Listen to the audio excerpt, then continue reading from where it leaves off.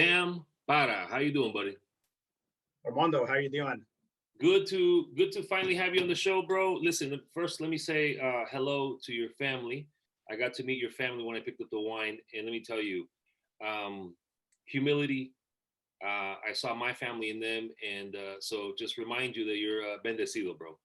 Blessings, you Gracias. know. All right. Gracias.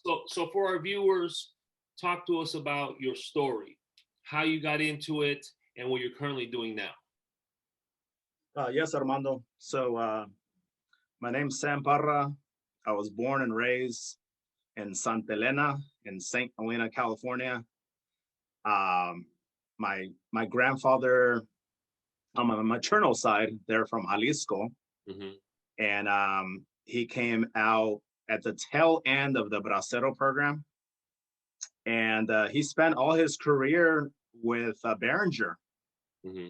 and he was the heavy machinery operator in general, as far as a lot of vineyard development, my friend, Hmm. throughout Knights Valley, in Yountville, many key properties that Behringer has had over time. And then that trickled to the next generation to my uncles. My grandparents, they had 10 kids, Armando. Five, yeah, five hermanos, cinco hermanas, 10 children even.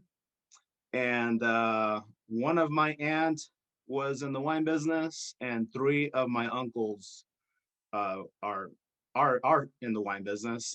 One of them is Jerry Martinez. Definitely want to connect you to him and my uncle Gonzalo, and some partners own Vinos Unidos. Got it.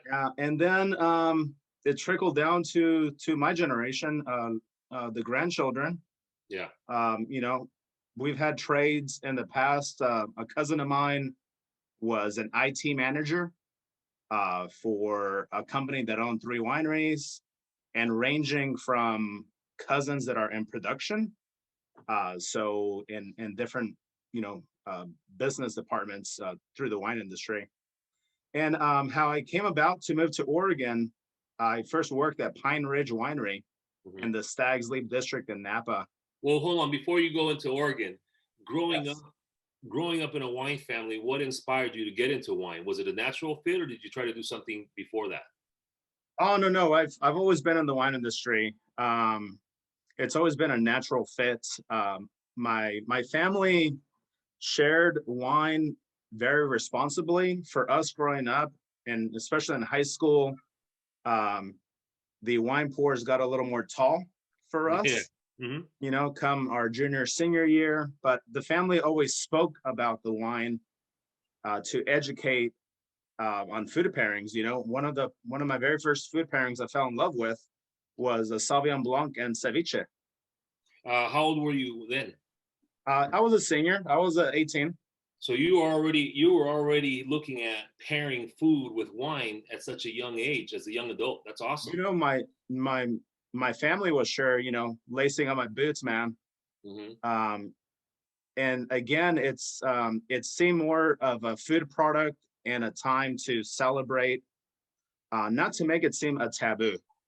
Yeah. So I worked at a gourmet grocery store in St. Helena out of high school, but once I approached the age of 21, that's when I worked at Pine Ridge Winery in the Yeah. Stags Lake District area. And so how long were you working in the wine industry before you said, you know what, I want to create my own wine? Uh, till this day, Armando, I am very fortunate. I actually have a daytime employer, and much love for them. I just will not talk about this Yeah, yeah, yeah. them, but I work on top of my business, Armando. I work 4 days a week for a winery, and they provided me full benefits. And Oh, they yeah, give me no, the no, I know. No, I know that. and I they know. give me the freedom to start my own company as well, Armando. Yes, perfect. That inspiration. That's what I want to know. And I think it's good that we talk about, don't name the company, but I think our viewers, I want them to understand that starting your own company, it has its many ways. One could be save up money and start it. Two, can find investment capital group and start it. Right.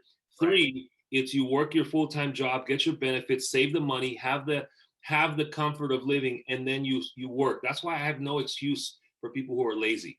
I Oh, have no yes. excuse for people who lack vision, right? Right. Because there's opportunity in this country. You Yeah. know, Oh, having big time. your grandfather coming during the tail end of the Braceros, the family getting into the business, and then you, the baton, right? So now you're working your job, you've got your own wine. Tell me, how long have you had your own wine company? I started in 2019. Perfect. So Yeah. recently, that's awesome, man. Yeah, and I began to save for my company since we moved to Oregon, by the way. There We you moved go. to Oregon. It's a matter of just saving tip money. Mhm. I would go work on my days off and go bottling. Mhm. What's a lot of grunt work in the business. And for myself, hey man, I call it the wine country workout, man. Yeah. No, that's awesome. So you launched it. What's the business plan for your wine? Yes, I'm actually let me get this on the screen here. This is the family crest. I have El Toro y El Matador. Hmm. These are my wines that I look to plan to expand and grow and go into distribution eventually. I'll be making a white, a rosé, and a red every single year for this right here. Got Or it. you try the Viognier. Yeah, the Viognier is really good. You know what? I was gonna have it yesterday with a cigar, but I had it last week with and I'll send you the pictures. I had it last week with a salad and lobster, right? There you go. But I also want to try it with meat. I don't, you know, I'm a little different. I think wine is like cigar. It's to whatever the consumer wants, whatever you feel comfortable. Because you know the Viognier that you have is complex. It has got bodies. So to me, I can have a cigar at the end of the night because if it's a warmer night, like right now in California, I want to have that with my cigar. I don't want to have to go dry or red, right? Right. And it's also the temperature. And also, you know, if I want to have, you know, I don't know, man, just a delicious cacio pepe pasta, I don't want to have to limit it. So I like it, the Viognier. And Viognier is one of my favorite grapes. So when you told me that, it was great. So let's go back into your business plan. You want to launch your wine. It was pride, of course, accomplishment, of course, family name, of course. But did you have specifics, numbers, revenue, a business plan before you got into it? What was that? Uh, I did do all that planning, and big shout out to Salem, to Shemeketa Small Business Development Center. Hmm. I mean, I come from a sales and marketing background. It's always great to go to a small business development center, just to go there with an open mind and and just to listen to what others are doing. They also organize the Salem Latino Business Alliance. So networking comes very natural for me. But yes, that's where I worked on my business plan and made a lot of connections, which are now majority of my customers. So I like the fact that you were open to learning because a lot of people, you know, including me to a fault, we have to be really open with the ability to want to learn from others and learn the system to not reinvent. So you went to that, and how important do you see social media right now for a small business? Big time. As far as social media, for myself, Instagram and Facebook being completely free, and for me not to spend any money on marketing, that's huge. That's huge on the budget. Yeah, because and then the focus is content creation, documenting your process, but also then just growing the audience, right? It doesn't get any better than that. So would you agree that it's if someone wants to start a business, they can start a business in you know in today's society, correct?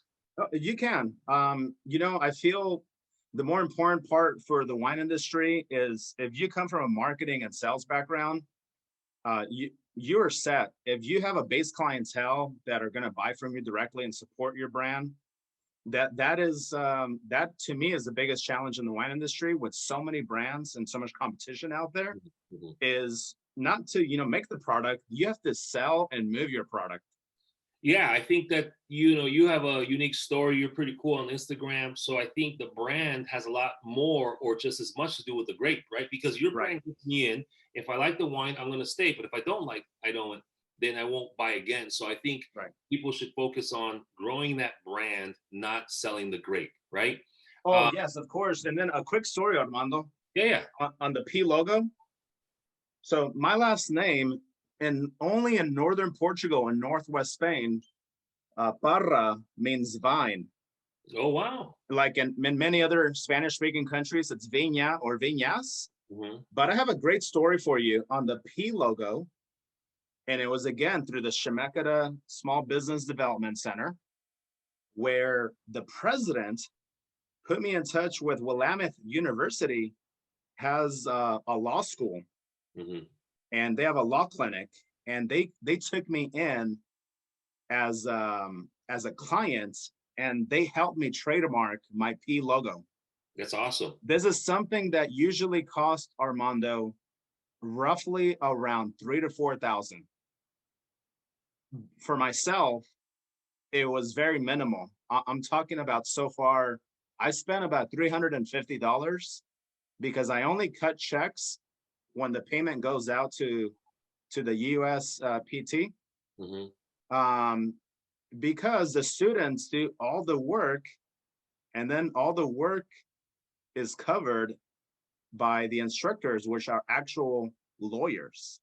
Hmm. So that's the trademark costing again around the figure that I told you.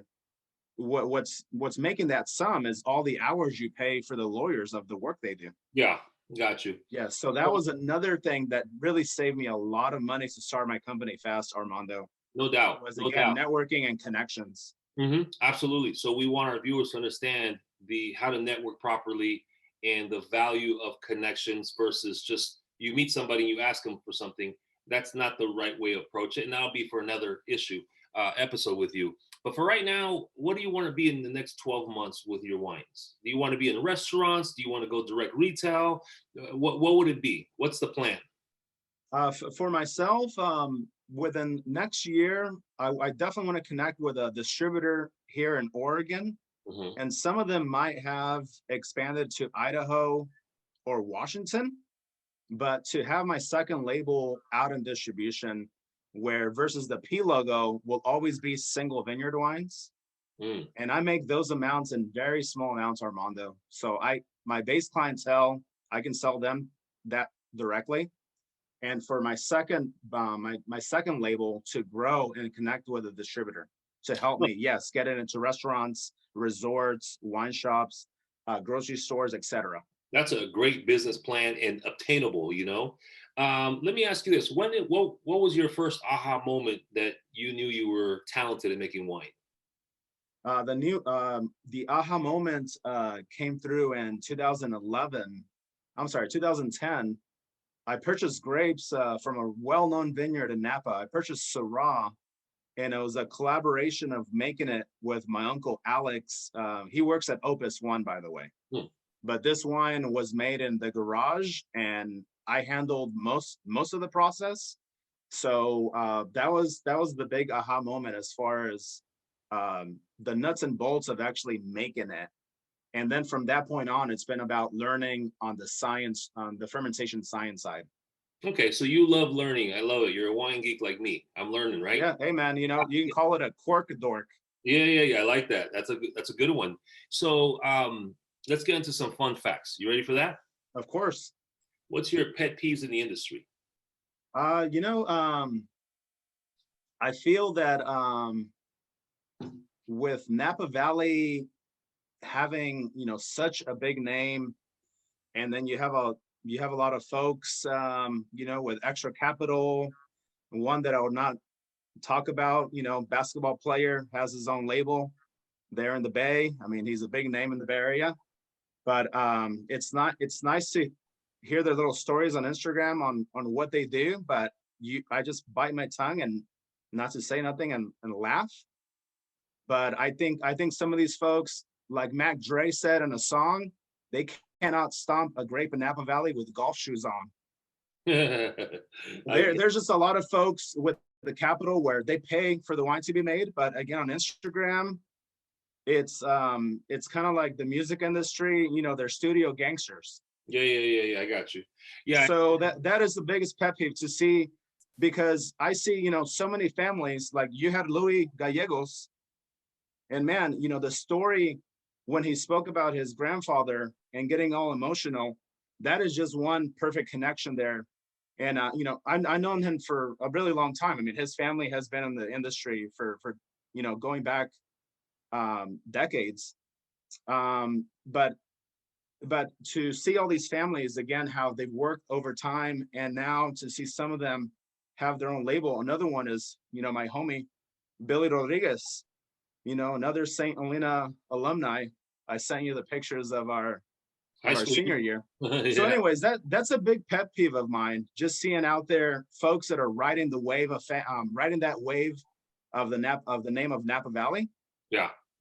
So, anyways, I'll put it out there. That's a big pet peeve of mine to Oh see. yeah, no doubt, no doubt. And you know what? I just think like, and you have a right to feel that way. I just think that the more stories we tell like yours, the more stories you tell like this, it Yeah. helps educate the consumer. It helps, social media is at disposal. So we could do another podcast on just the history of Napa Valley, right? Right. And we also have to embrace where the puck is headed, Yeah. and so let's just say these entertainers or athletes want to get into the wine business. They're passionate. Um, I want them to get a hold of you. I want them to get a hold of Luis and Billy and say, you know what? Let me understand a little bit more because I love it. I wasn't, like even me, my grandfather didn't come. We came from Nicaragua. We ended up in Concord. We didn't end up in Napa. So Yeah. to me, I learned through you guys. So yeah, I wish more people were open to understanding the history before they just ride that wave. Is what you're talking about. Yeah. And definitely don't want to hate on folks out there. If you have the capital, you can do as you please. I mean, you have the hip hop artists investing in spirits, and if it's going to be a company that's going to generate more revenue to them, hey man, more power to them. Oh, But absolutely. as far as like when I see again certain side of the social media what they post, and I'm just laughing again, going back to that quote, I'm like, man, again, you can't stomp a grape in Napa Valley with golf shoes on. You're not fooling me. No, 100%, 100%. Let's talk about your pet peeves in society. In society, I feel that even to this day, a lot of folks judge the book by its cover, Hmm. plain and simple. Give me an example. Um, even attending the Salem, the Latino Business Alliance, there were still some individuals where, they brought some baggy jeans that I think even years ago, the more popular ones were like FUBU. I don't know what certain brands they had, but again, kind of dressed a bit more on the casual kind of hip hop side, and just seeing some folks kind of rolling their eyes, not really taking them serious, and then speaking to these individuals that one cat that I met, go getter man from Guatemala, he has 3 companies, my friend, and again, just Yeah. how he dresses, but again, the way he presents himself, actually, when you have a conversation, he is a natural born hustler and network king, the king at networking in Yeah. general. No, you definitely So can. Yeah. yeah, that's one that's big. I mean, maybe for him, it's more of his choice of what he wears in general, what he's comfortable in. I'm sure when he's out working on one of his trades is being a mason. Obviously, he's not going to be wearing these fancy baggy khaki jeans. He's going to be on his work clothes. But again, he's at a networking event and he decides to wear what he pleases. And again, for me, just meeting him for the first time and staying in touch with him. He's bought some wine for me. I delivered to him in a very heavy populated Latino town of Woodburn, Oregon. But anyways, that's kind of more the society pet peeve. It's important. You can't judge a book by its cover. And you know what? Here's the good part. We have to accept that this society will never be united. So I don't mind people judging a book by its cover because it prevents them and it creates opportunity for people like you and I, right? Right. If we can learn from someone that no one else wants to talk to because of his appearance, it's easier for us to get a hold of that person, right? So that's good. Did you vote in this past election? I sure did. Perfect. I always tell people, I don't care who you voted for, as long as you voted. I want Latinos to be known for starting businesses. They have culture, they have tradition, and they contribute to the society. So that's awesome. All I've right. been voting since I was 18. Never Great. skip anything. I love it. All right. El mundo se está acabando. Your last meal on earth, what would it be? My last meal on earth, Mm-hmm. Um, Spaghetti and meatballs with my tempranillo. Ooh, you know, I saw you post about your tempranillo. I got to get one of those next time I'm in Napa. But spaghetti and meatballs, huh? Yeah, something to be said about something so simple but very well executed. The Yeah, sauce has got to have the right consistency, and it's got to have the same salt on the meatball, the enough salt, and then the moisture. I love it. yeah.